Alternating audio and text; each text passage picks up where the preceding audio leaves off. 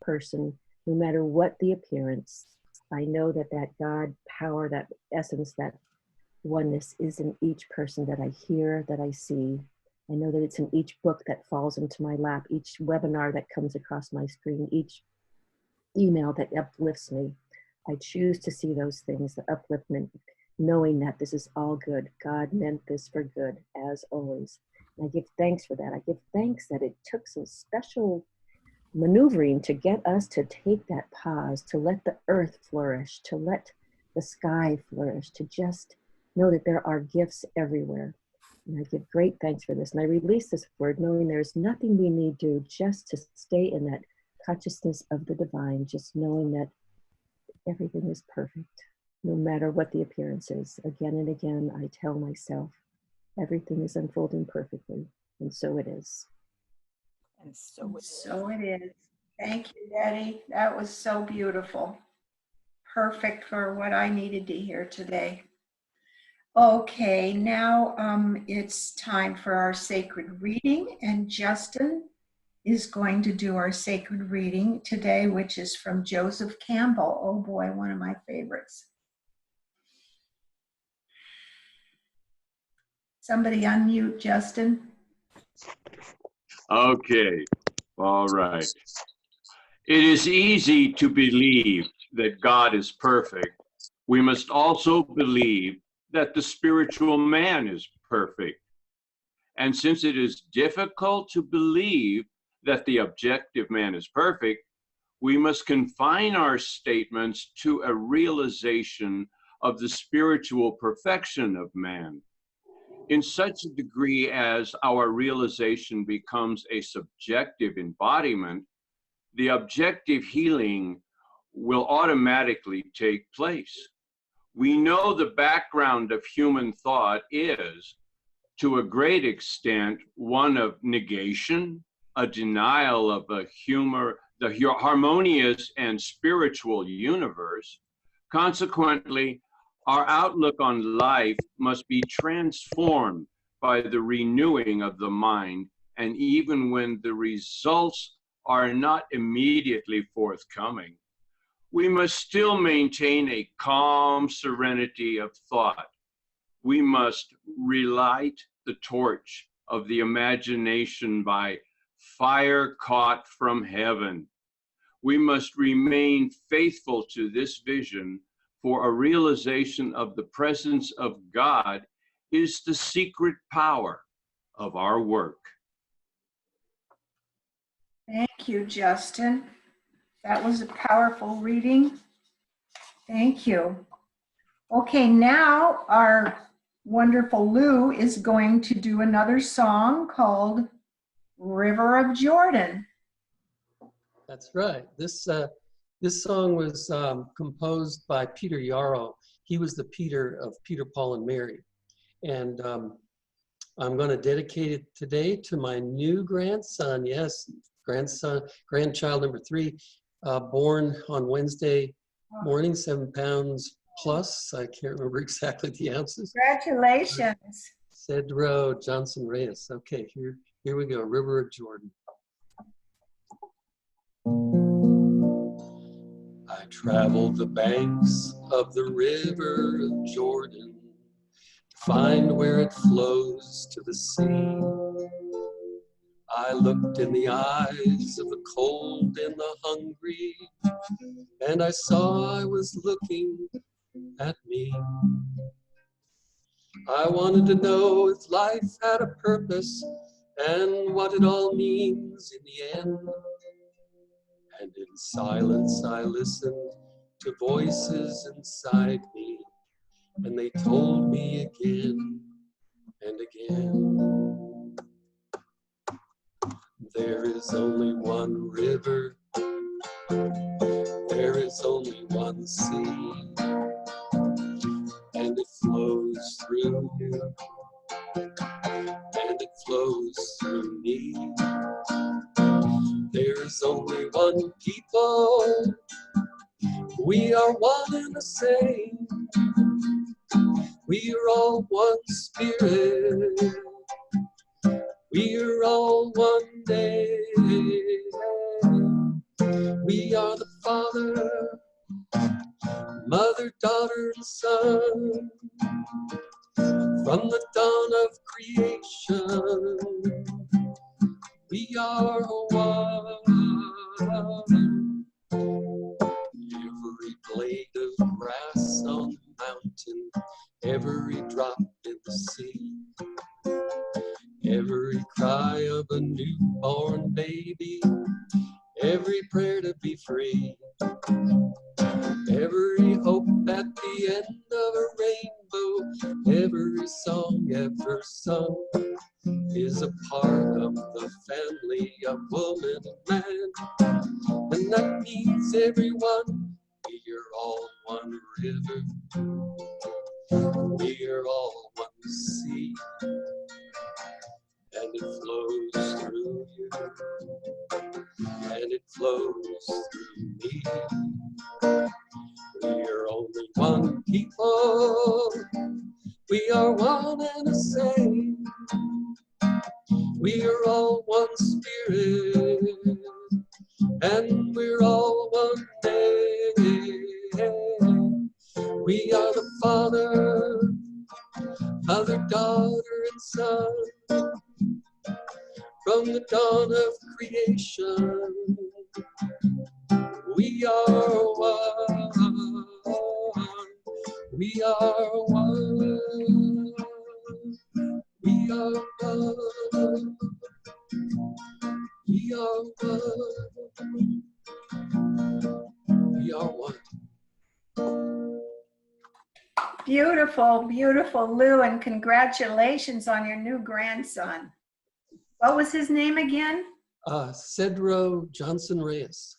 Wow, what a great name. They're going to call him Seti. Eddie? Seti, yeah. That is a great name. Okay, so now it is my pleasure to introduce our wonderful Reverend Karen Linsley, and most of us know her by now pretty well. She's ensconced up there in Nevada somewhere, and isn't it great that we have this technology that we can stay connected through all this?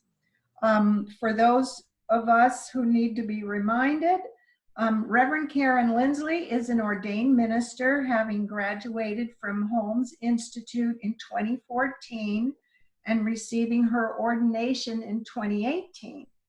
Reverend Karen became a practitioner in 2008 and has been designing and doing workshops since that time.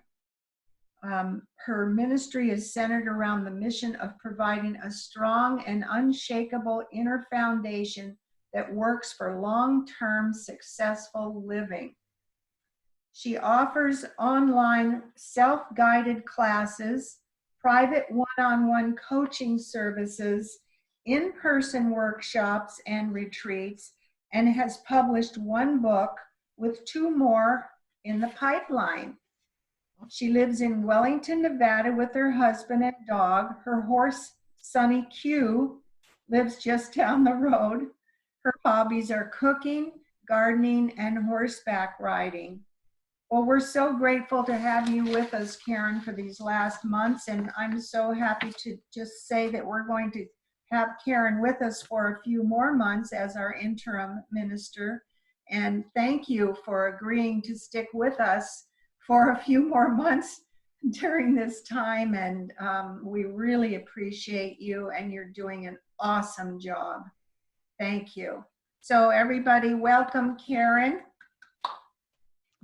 Thank you, Tommy, and it is my pleasure to be here. I'm very much enjoying all of you, and I have to confess, you know, the title of my talk today is Fire in the Belly, and I have a fire in my belly today.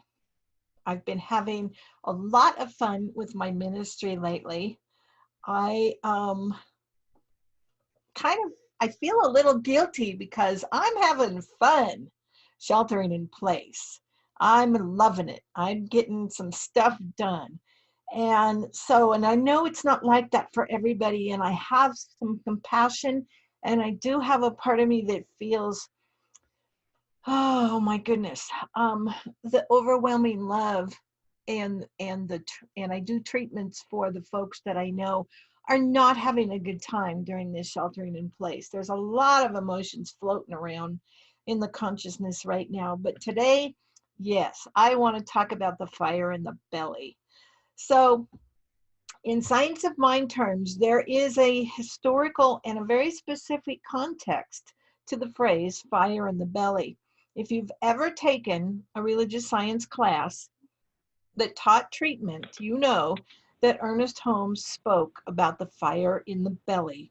He's used it a lot to describe the feeling that we must generate within ourselves when we're doing treatments, if we want those treatments to be effective. If we don't have the fire in the belly, it's just so many words. There's no power there. So I wanted to start by talking a little bit about that specific context and then open the context up a little bit.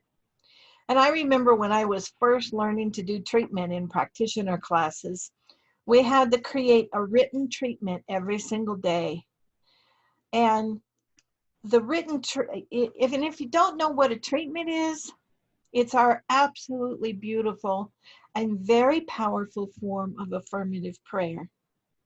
Get together with one of us practitioners afterwards and they will do an absolutely wonderful demonstration of treatment for you. By the way, we have two additional practitioners here with us today. Deanna Smith on my screen, she's kind of in the lower left, she's waving. Where'd Melinda go? Maybe she's on the next screen. Melinda's here too, and she's a practitioner. Melinda lives in Arizona for another week or so, and then she'll be living in Alaska. And Deanna lives up the road from me in Reno. So thank you for visiting, ladies. I appreciate it. Okay, back to my talk. I was so excited to learn about doing treatments that I didn't have to create the fire in the belly. It was already there. I was just so excited about this thing. And I would meet people, like I met one lady in the grocery store parking lot, and she said, I'm not doing too good today. Can you do a treatment for me? And I did one right there on the spot in the grocery store parking lot. I was having so much fun with it. And I remember other times in my life when I'm learning something new or doing something new or succeeding at something that I've been trying to do for a long time. And the fire is always there when I'm doing that. So at certain times in our life, I don't know what makes you happy. I don't know what gives you passion. I'm sure you do. But when those things are going on in your life, it is really easy to have the fire in the belly almost automatically. It just happens. You know, it's a lot like falling in love. We don't have to work at it. The work doesn't come until later. Right now, when we're in that initial falling in love stage, we've got the fire in the belly. It's later that we have to work at recreating it. And then in those times when we have to work at recreating the fire in the belly, you know, right now we're sheltering in place. We want to get out and about. We want physical hugs. We want to go out to eat at a restaurant. We want to see people. We want to go places. We want to do things. It might be difficult to have a fire in the belly. It might be really difficult to do that. Especially if you're trying to decide whether or not to change out of your nighttime jammies and into your daytime jammies. You know, that's not a lot of reason to have a fire in your belly. But if you've ever had it, if you've ever had that fire in your belly, it is really easy to recreate it. All you have to do is recall the time. Sink into the recall. Remind yourself of what it was like when you had the fire. Remind yourself, remember what the weather was like. Remember what the temperature was. Remember any smells that you might remember. Remember what you were wearing maybe. Remember what you were doing in the moments leading up to the fire that happened for you. Sink down into all of those memories. And likely as not, you will recreate that feeling.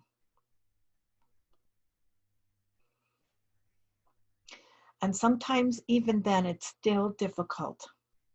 You know, it might seem some of us are out of work. Some of us are not drawing a paycheck. Some of us don't know how we're going to pay our bills. Some of us have physical illnesses that are limiting us in very real ways. Sometimes it might seem like everywhere we turn, life is just getting us down. It's beating us down no matter what we do. We're stymied and stifled and denied. We keep getting no every time we turn around. We keep hearing, you can't do that. Everything seems so difficult. I have a little story for you. I love going grocery shopping. I also love going to Home Depot, and I love going to Best Buy. I don't like shopping for clothes. You won't see me in a department store. I hate shopping for clothes. But get me to a Home Depot or a grocery store, and I am a happy camper. So my husband and I go off on an adventure the other day. Now remember, we live a half an hour away from the nearest grocery store.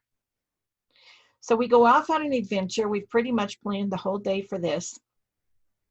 And we needed to go to 3 different stores, one of which was Home Depot, one of which was Costco, and I love going to Costco, and one of which was Walmart, because there's a couple little things we get at Walmart, like, you know, non-perishable items that we get there because it's inexpensive.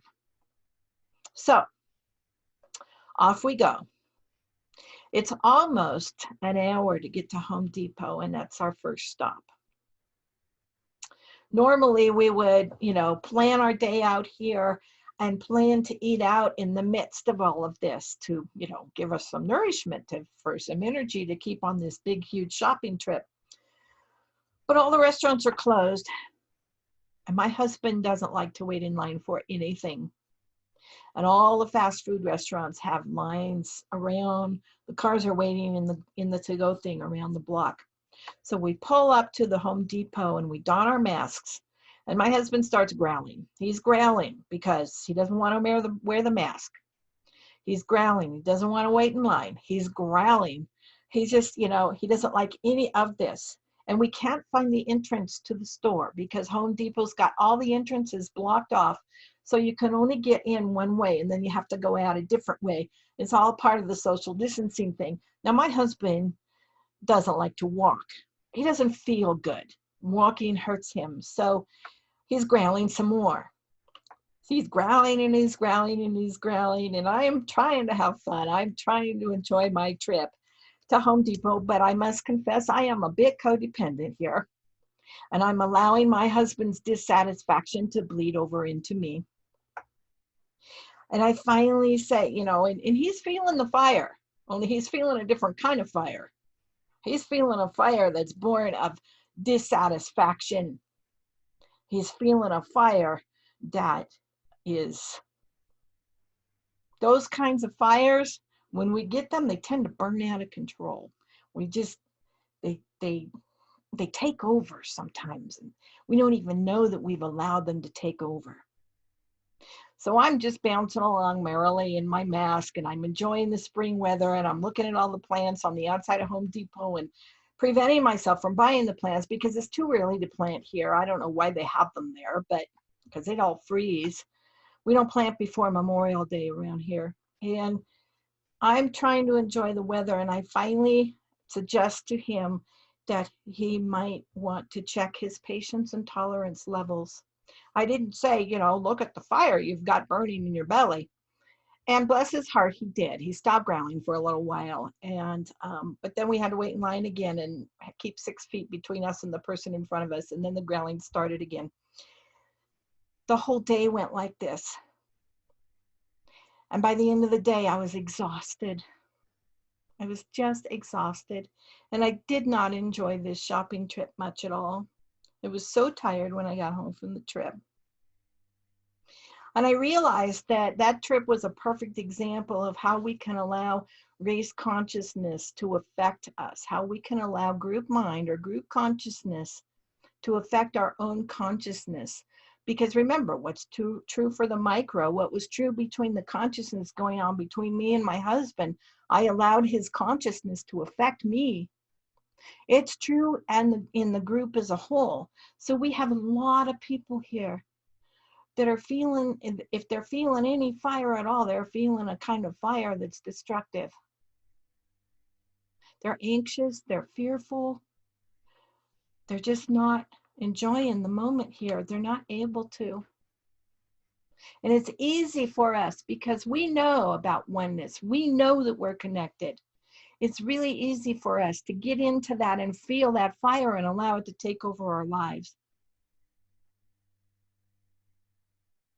So I'm here to tell you, to ask you, to suggest that you might want to look at the fire you're feeling in your belly and see if it's the destructive kind that really doesn't serve us very well, or if it's the kind that's fueled with excitement for something, if it's the kind that's fueled with enthusiasm for life itself.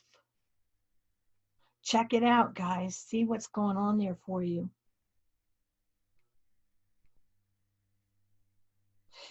And cultivate the right kind of fire. And so I wanted to talk about how we cultivate the right kind of fire, especially if we have that other kind of fire going on with us at times. So this week, we've got the beginning of Ramadan in the Islamic culture. In Ramadan, they fast from sunup to sundown. And it's a fairly severe fast. Get this, guys, no food, no water, no cigarettes, no alcohol, and no sex. And no gossiping and no lying. I mean, this is severe fasting we got going on here. They just nothing. There's absolutely nothing to do. Nothing. So you think we're fasting here by sheltering in place. We can eat. We can get on the phone and talk to people and maybe indulge in a little gossip. We can have water. We can have cigarettes, although why you would want to, I don't know. Excuse me. I'll stop there. We can even have sex if we want to. We can do it all. We just can't go anywhere. So our fasts are really kind of modified. Their fasts are intense. Now, the idea behind this kind of fasting is that a fire in the belly, a good, powerful, awesome, positive fire in the belly is created by all this fasting. The idea in Ramadan is that this kind of fasting creates a renewal of excitement for life. They reflect, they say it's a time for reflection, revelation, restoration, and revolution. And I think that's absolutely wonderful. And so aren't we in a kind of fasting here in what we're doing? Could we not make this a time for reflection and revelation and restoration and revolution in our own lives? Instead of hoping and wishing for what cannot be right now, we could settle in and in our very own unique and Americanized and Westernized way, we could put ourselves in our own time of Ramadan, in our own time of fasting, and have some reflection and some revelation and some restoration, and then have a revolution in our life. Rumi once wrote that when the brain and the belly burn from fasting, every moment a new song rises out of the fire. So yeah, some of us are burning here. We are not happy campers. We are not comfortable. Allow it to create a new song within you. Discover the song and then sing it. Even if you have to sing it alone, because we're still sheltering in place, sing the song. Don't let your fear turn the spark into a destructive forest fire. Instead, take that spark that you feel and fan it with love and compassion and acceptance and open-mindedness, and see what new song wants to come forth. As I was writing this talk and thinking about it, I got reminded of the phoenix, which rises from the ashes of the fire that burns away all the old life. And isn't that what's happening for us here? Our old ways of living are not happening. I don't know. I don't think that we're going to be able to go back to the way it used to be. I think it's gone. It's up to us to create a new normal.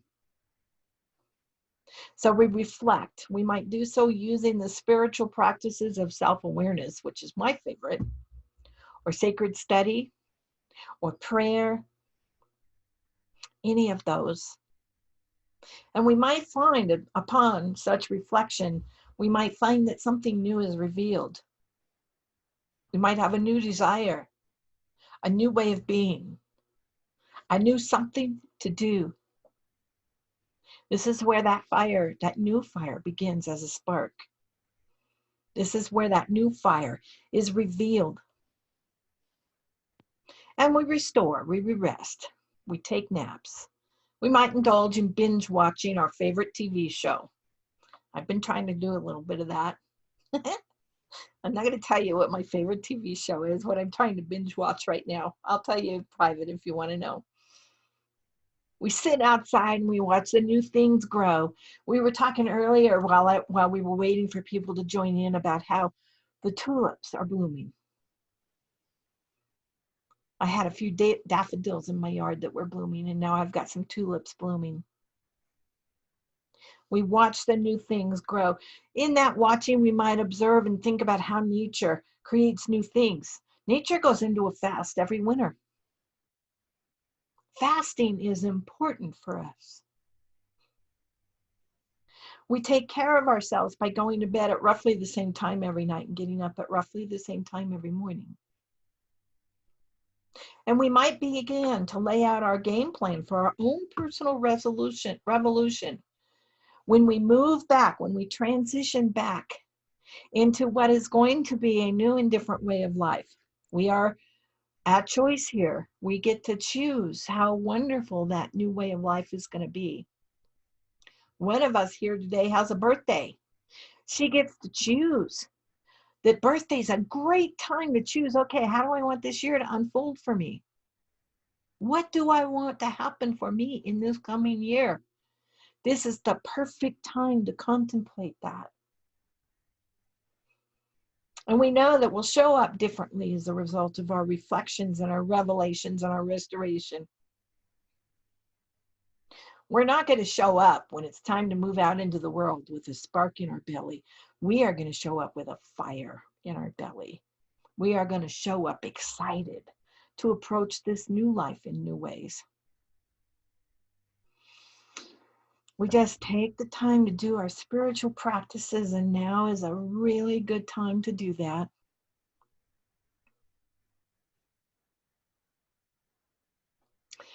Holmes said spirituality is a constant, consistent attempt to feel the presence of God in everything and in everyone.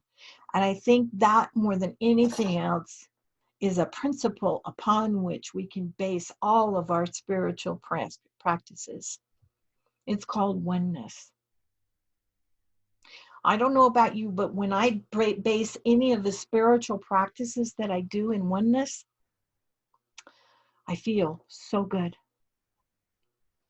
Even when I start getting some of the other race consciousness that's going on and it comes into me and I'm feeling it and I'm feeling dismayed and distressed, even then, I'm still feeling the oneness. I'm still feeling the presence of God in everything and everyone and in me. And that principle, any spiritual practice that we do based in that principle will create that fire in the belly for us.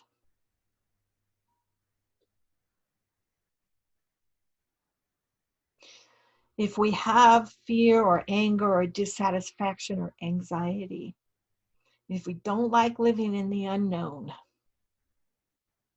we can look at that as so much rubble and we can just clear it all away. And underneath that rubble, there will be a fire.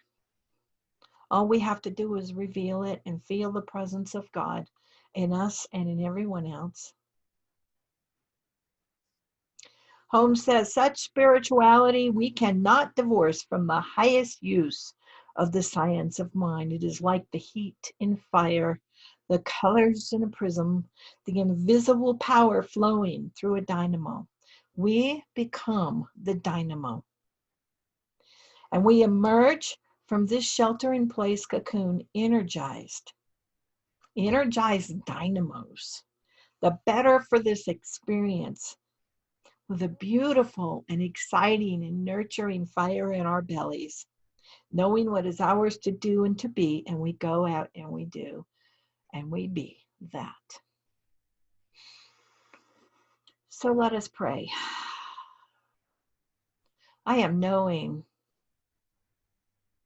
that foundation of oneness. I am knowing that God that is indeed everywhere present. I am knowing that that God is living and moving and breathing in and as and through me and in and as everyone present here on this Zoom call today. I feel that presence of God as excitement. I feel that presence of God as compassion. I feel that presence of God as love. I feel that presence of God as enthusiasm for all of life. I feel that presence of God as freedom and ease of movement. And I speak that word for everyone present here today, knowing that it is done. Knowing that everyone here feels that spark, and it is a good and a beautiful spark. I speak my word knowing that that spark is already beginning to flourish and develop into an absolutely glorious fire in the belly.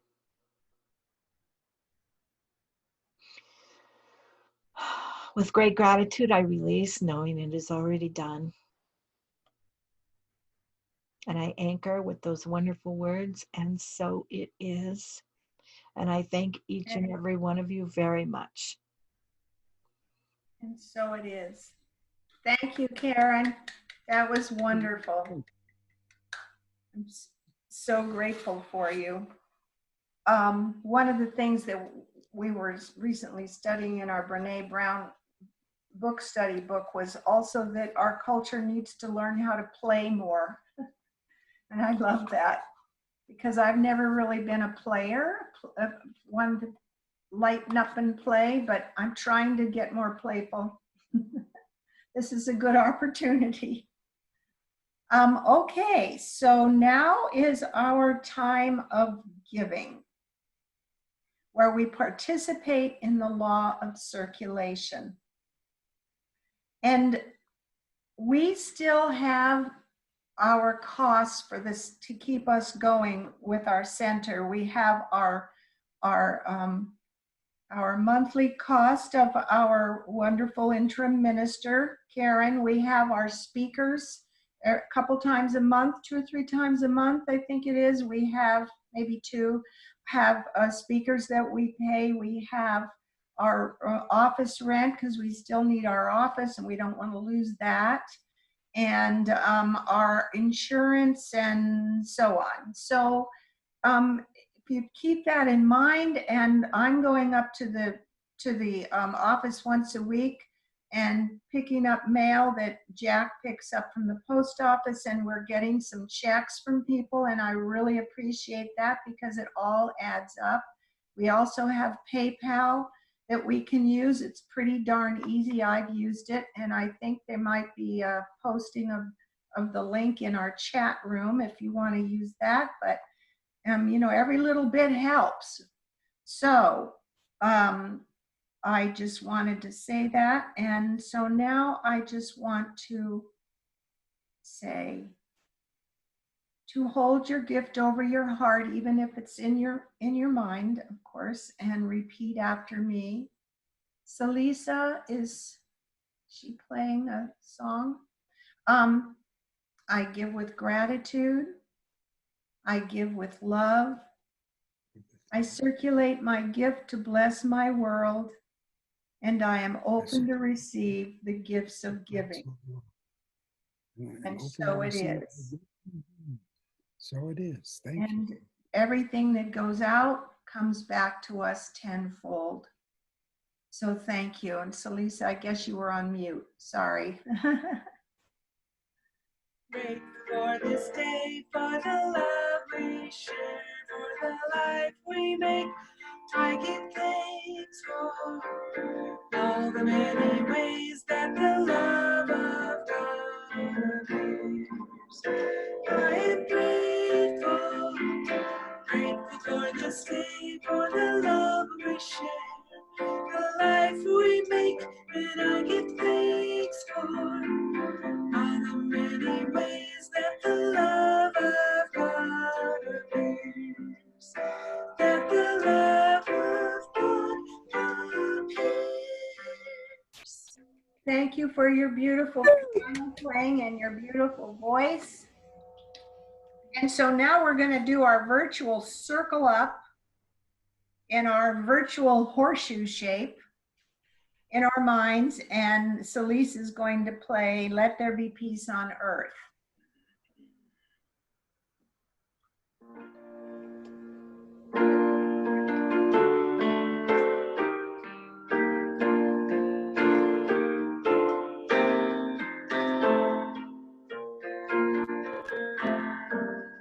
Now there is peace on earth. I know it begins with me. Let there be peace, the peace that was meant to be with God as we all are in.